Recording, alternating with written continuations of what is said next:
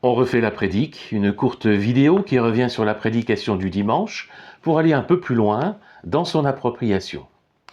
C'était dimanche la 3e prédication d'une mini-série de l'Avent qui nous centre sur la personne de Jésus à partir de chansons françaises. Petit Jésus, tu m'as déçu. C'est une chanson de François Morel qu'on connaît moins comme chanteur que comme comédien. Et c'est une chanson aux paroles savoureuses, certes ironiques, mais pleines de poésie. Et puis elles disent quelque chose de très sérieux. Elles témoignent de quelqu'un qui connaît les récits des évangiles, qui connaît le personnage Jésus, mais qui a été déçu.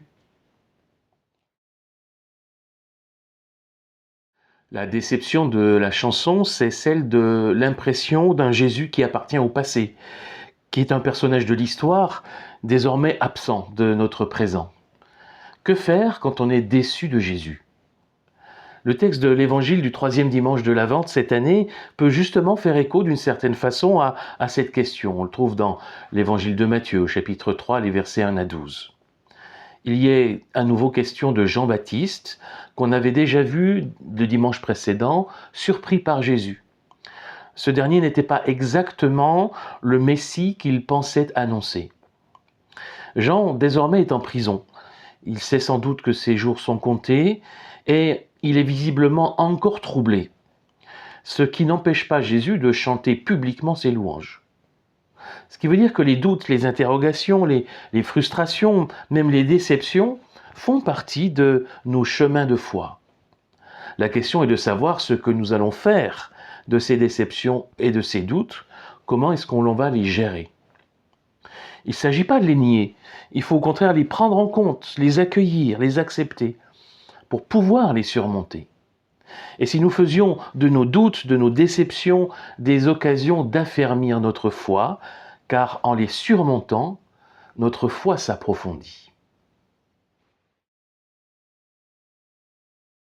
Pour aller un peu plus loin dans l'appropriation de la prédication, je suis frappé, lorsqu'on lit les récits de la résurrection de Jésus dans les évangiles, la place qui est laissée aussi aux doutes des disciples.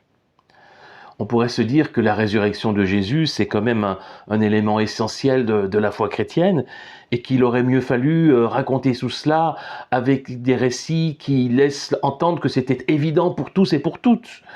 Mais il ne s'agit pas d'arranger les choses pour que ça nous rassure ou de laisser croire que les doutes, les déceptions, les interrogations n'auraient pas leur place dans la vie du croyant.